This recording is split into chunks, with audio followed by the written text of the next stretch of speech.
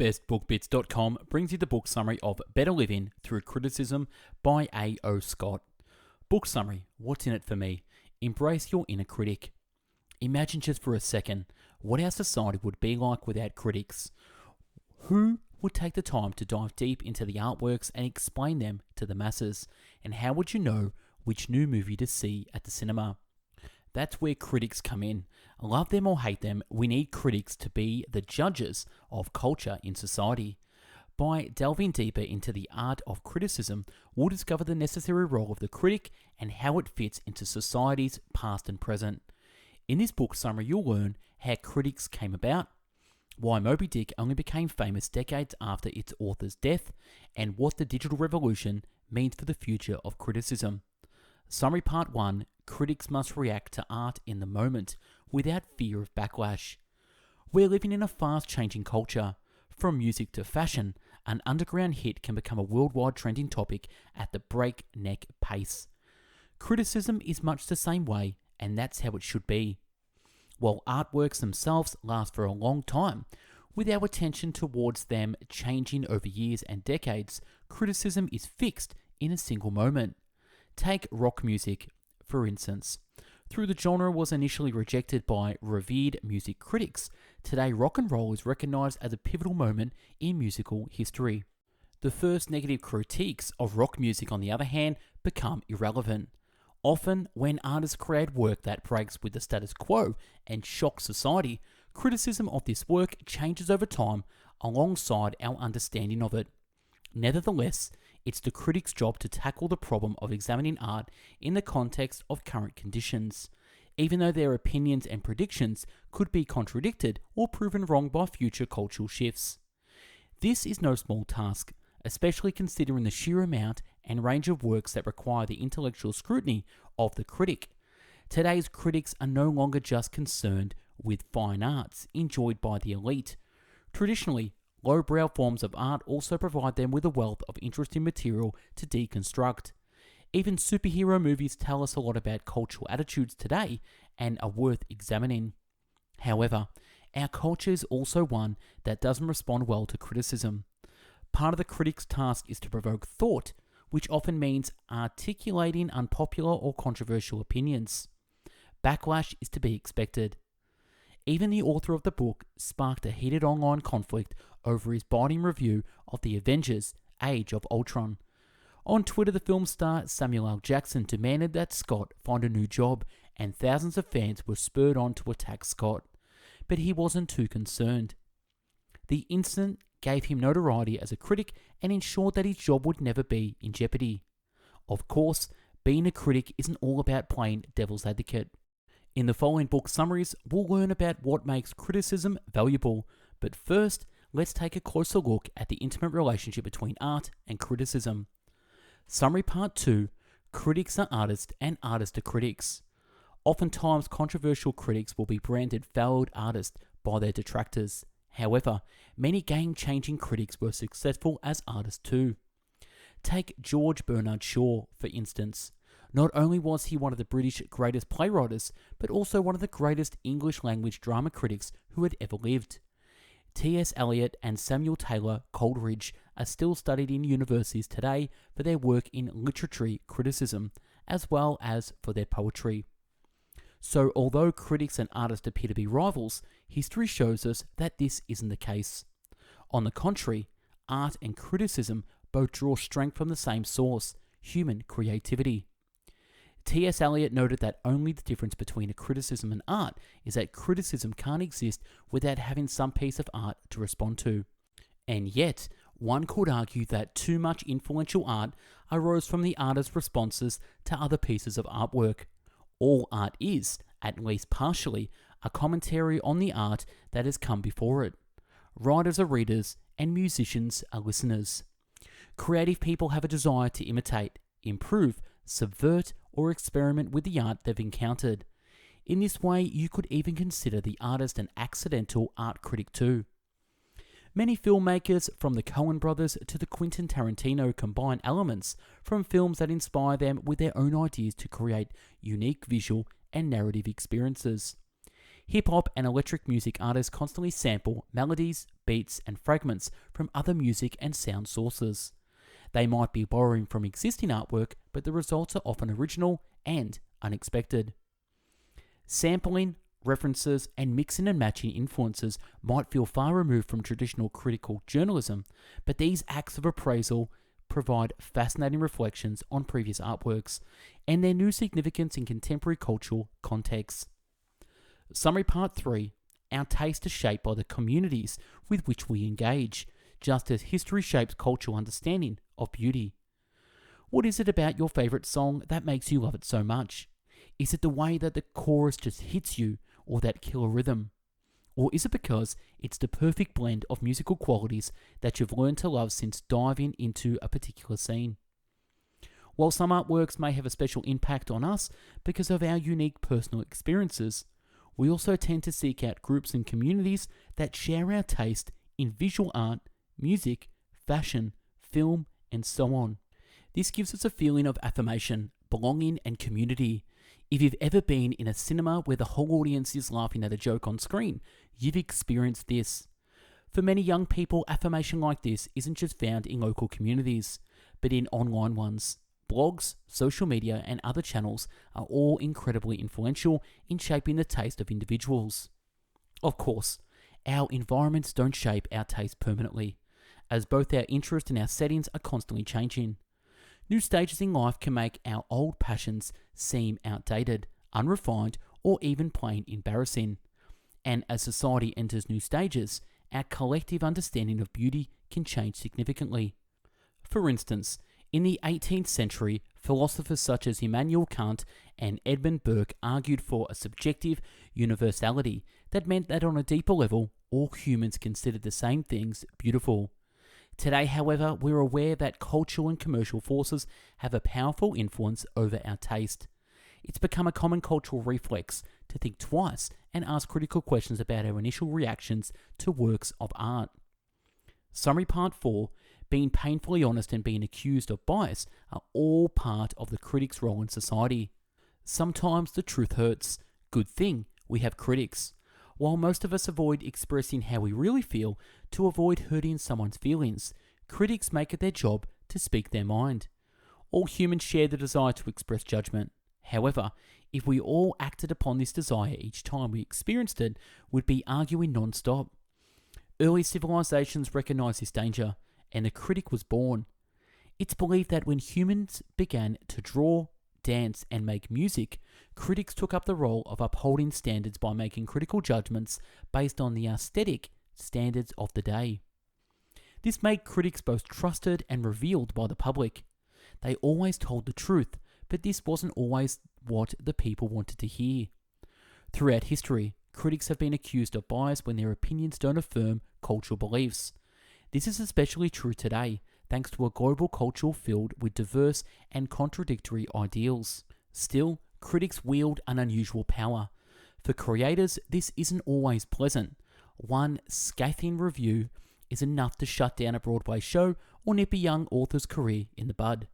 Even Moby Dick, Herman Melville's literary masterpiece, met with harsh reviews when it was first published, and Melville retreated into obscurity for the rest of his life. It wasn't until after he died that the reviews, and eventually the book, were rediscovered. If it weren't for the original published reviews, the book would have been entirely forgotten. Criticism provides us with the thought-provoking commentary and the valuable historical records. Despite this, modern society is skeptical about whether we need critics at all anymore. Summary Part 5.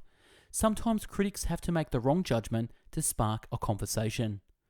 Nobody enjoys admitting that they're wrong, but for a critic, sometimes it's necessary to get things wrong first, as this helps us all get it right in the end. By offering up their subjective opinions, critics can help us uncover universal truths about art and culture. When others disagree with this opinion, this kicks off discussions which ultimately help us come to a judgment that satisfies most, if not all, of the viewpoints involved. This is the principle with which Rotten Tomatoes, a film review score aggregator, is based. By combining many subjective reviews by a wide range of different critics, the site produces a score to capture how society as a whole feels about a movie. Unfortunately, many contemporary critics attempt to shirk their responsibility for being honest in their critiques and instead use superlatives and marketing speak to avoid being wrong. Words like captivating and memorizing appear all too often in reviews today. These are essentially empty buzzwords. They might help a critic land his name and quote in an advertising for the film, but detract from the most important function of critical writing, starting a conversation. Summary Part 6: Critics connect new generations with masterpieces of the past and bring undiscovered art to new audiences. Many of the classic films, novels, and albums that we know and love today might not have gone down in history at all if it weren't for critics.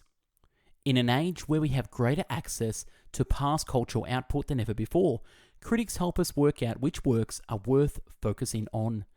Critics are also able to enter into dialogue with their forerunners, correcting their judgments with the benefit of hindsight. In the 1930s and 1940s, film critics were lamenting the dying art of film as a one zany comedy after another seemed to hit the theatres. New York Times critic Frank S. Nugent dismissed the screwball comedy Bringing Up Baby as just as unremarkable film in the collection of similar movies. Later critics offered a different take, thereby revitalising the film and helping new audiences fall in love with it. Today, Bringing Up Baby is considered one of the best movies of all time. Something similar might happen to the superhero movies today. While many contemporary critics pan them as formulaic, over-the-top mass entertainment, some of them later may be immortalised as classic 21st century cinema. Critics can also use their voices to get undervalued art onto our radars. Jazz, for instance, was not always a venerable art form. Elitist critics condemned jazz as a degenerate form of music, and jazz artists were limited to playing New Orleans brothels and Kansas City dance halls. But through the efforts of critics in magazines such as Downbeat, jazz came to be recognised as a complex art form that could be appreciated intellectually. This paved the way for landmark jazz performances in the world's most prestigious venues, from New York to Tokyo. Today, jazz is widely adored. Summary Part 7: The digital age has created an overabundance of critics. These days, everybody is a self-appointed critic. From Yelp ratings to Goodreads reviews, the internet has created a glut of criticism. It's often hard to hear the voices of true critics among the overwhelming noise of amateurs. This development has consequences for our culture. Name-calling, gut reactions, and even rage are the order of the day for online reviewers. This is a far cry from the thoughtful, insightful critical writing that professional critics spend years honing. Despite this, review aggregators like Rotten Tomatoes give equal weight to traditional critics, bloggers, and critics on news sites like Real Views and the AV Club. Students at universities with outstanding curricula dedicated to the study and art of critique are now in direct competition with online comment boards. If they want their voices to be heard, professional critics must publish new writings at an incredible pace. Despite their lack of education in criticism, today's bloggers are just as, if not more, influential than established, educated critics. This has sparked a fiery debate among the critical community as to whether new forms of criticism should be embraced or not. Either way, the young upstarts on the critical scene look like they're here to stay. Summary Part 8: Critics must evolve beyond print to rebuild their discipline online. Throughout history of art and culture, the printed word has been the centre of critical debate about aesthetics. But today, print faces some serious challenges. The rise of the internet and the accompanying collapse of our attention span has changed print journalism irrevocably. Long-form printed criticism has been superseded by rapid social media commentary. By the time a printed film review is published and read, hundreds of tweets and online conversations have beaten it to the punch. Traditional media outlets from newspapers to magazines are struggling to survive. Forced to publish content online for free to match their social media savvy competitors, they've been seeing revenues fall to an all-time low. Staff and budgets have been cut, and many publications have faded away altogether. The age of the critic as a brilliant but controversial provocateur is fast disappearing. Today, the pressure is on to create catchy soundbites or clickbait headlines to provide websites with hits, likes, and shares. It's clear that traditional critics must move with the times. They have a lot to learn from writers who have embraced digital media. Many successful writers today got their start as a blogger and worked their way up to score roles at internet publishing giants such as BuzzFeed. Through these new media titans look very different to traditional publishers. At the heart, they possess the same journalistic spirit. As the digital revolution unfolds, they may breathe fresh life into the practice of criticism. In review, Better Living Through Criticism book summary. The key messages in this book. Criticism is something we all practice in many aspects of our life, from the way we view art to our take on how a neighbour is dressed. It happens all the time and we don't even realise it. But true criticism has to be interesting in and of itself. Now that's a wrap on the book summary of Better Living Through Criticism. Now if you want to be a contributor to Best Book Bits and do audio book summaries, email me at info@bestbookbits.com to get involved, or DM me on Instagram at bestbookbits. Now if you like this summary and want this in a PDF format, pop your email in the link below and get access to this with over 600 summaries as well. And if you want to support Best Book Bits, subscribe to the YouTube channel and also follow us on Spotify, where all our audiobook summaries get uploaded first on Spotify, then YouTube second. Subscribe to us on YouTube, click the bell, like, share, and comment on what you think. And another way to support Best Book Bits, you can check out our products and services. We've done a book called Success in 50 Steps, the proven formula that works. I've taken over 500 books and condensed them down into one personal development book. So check that out now, click the link below. I also do coaching and mentoring, so you can apply now for coaching and mentoring if you want to achieve your goals quicker than you can by yourself. I've also done a PDF called 150 of the best book bit summaries with over 5 volumes, 2,500 pages. Grab your copy now. And if you're serious about having your best year ever, I've put all my best work into a course called 28 Steps to Making Your Best Year Ever. So click the link below to check it out.